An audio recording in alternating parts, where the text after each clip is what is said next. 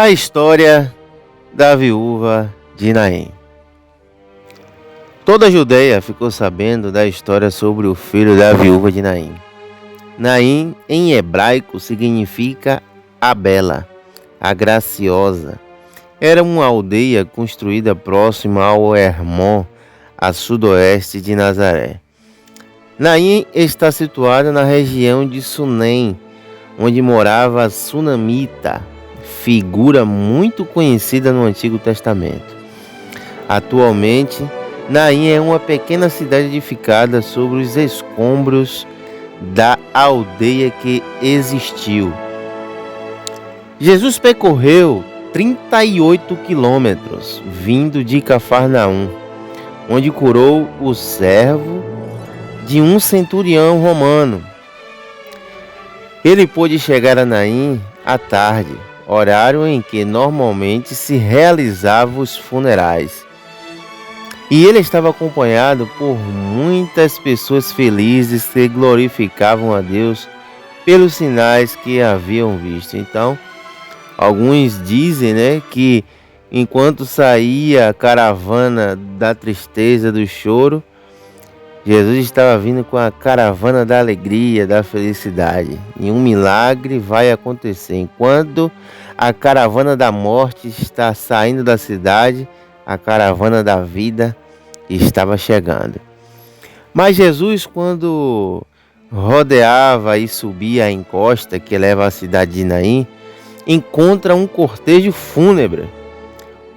O morto, um jovem, filho único de sua mãe, viúva que já tinha enterrado seu marido, o filho da viúva de Naim. O cortejo fúnebre seguia em sentido contrário ao de Jesus, ou seja, para o cemitério, que se localizava, conforme o costume dos hebreus, uma certa distância das casas fora da povoação.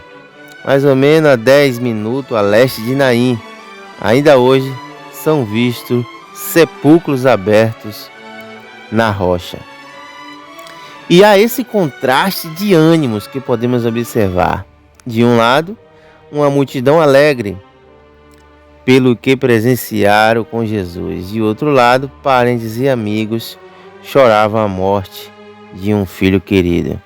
E quando chegou perto da porta da cidade, eis que levavam um defunto, filho único de sua mãe, que era viúva, e com ela aí uma grande multidão da cidade. Lucas, capítulo 7, versículo 12.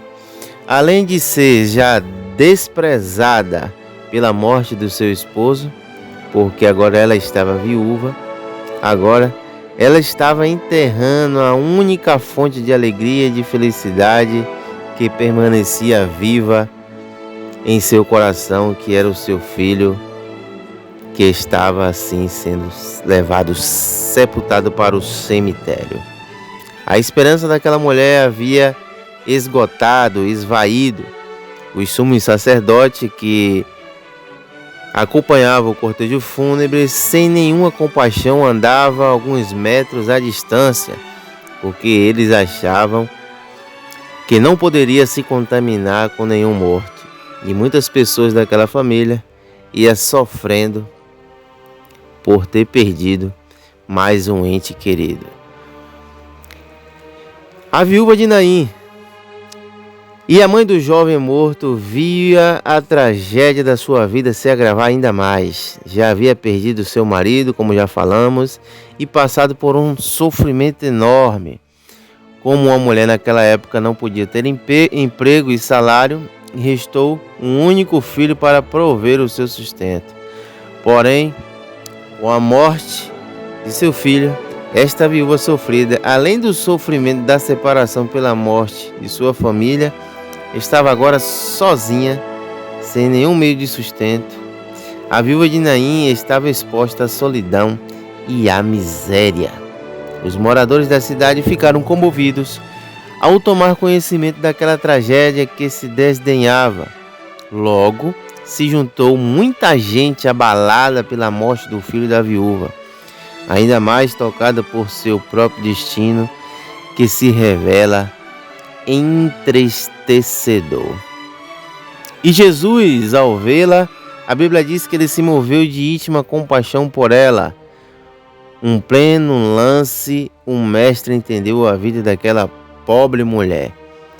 É bem certo e é verdade que Jesus tinha o dom do Espírito, o dom do discernimento. É bem verdade que Jesus, quando olhou para aquela mulher, viu aquela situação que ela estava vivendo. Com certeza ele viu que o marido ela já tinha perdido e agora perde seu único filho, que provavelmente quando nasceu foi apresentado a ele quando era ainda apenas um bebê. E aquela mulher vê a sua esperança se esvair. Mas o importante é que ela encontra Jesus na saída da cidade. Importante que dentro dos nossos problemas, dentro das nossas dificuldades, nós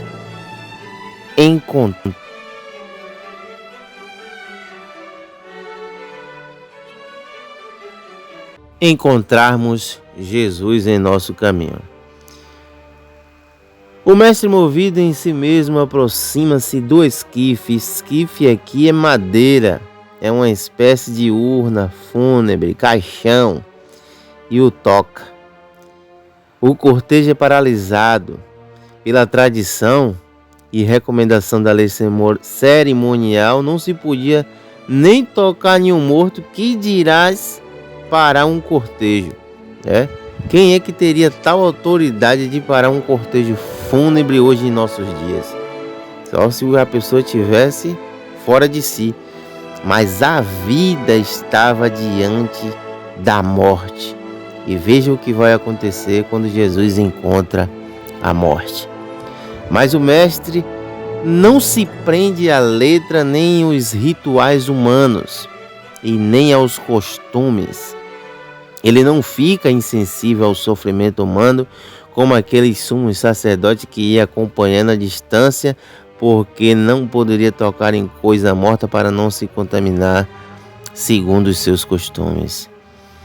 E chegando se tocou o esquife e os que levavam pararam e disse: Jovem, a ti te digo, levanta-te. E a Bíblia diz que o defunto assentou-se e começou a falar, Lucas capítulo 7. Como falar com um morto, dizendo: jovem, a ti te digo? Mas a vida estava ali diante daquela situação. Nos corações já se podia ouvir murmurações: como pode um judeu tocar em um morto?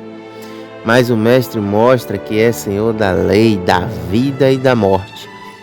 Jesus ordena e o morto se levanta. O mestre carinhosamente o conduz e o entrega à sua mãe. Ninguém mais resiste ficar calado. Todos se maravilharam e glorificaram a Deus. Definitivamente a morte encontrou com a vida naquele dia. O enterro virou festa. Coisas de Jesus. Um dia para ficar marcado na história, naquela cidade e de todo Israel. O mundo precisa saber, todo aquele que crê em Jesus, com certeza, ainda que esteja morto, viverá. Quem sabe esse morto seja os seus sonhos, seja os seus projetos, seja a sua aspiração, seja o desejo da sua alma de querer realizar algo, mas os coveiros da vida que querem destruir os nossos sonhos e levar os nossos projetos para o cemitério, eles vão se encontrar com Jesus. Jesus que vai na contramão dos costumes humanos, das ações dos homens e paralisa aquele cortejo fúnebre e traz de volta à vida os sonhos daquela mulher. Que essa palavra venha falar com você nesta manhã.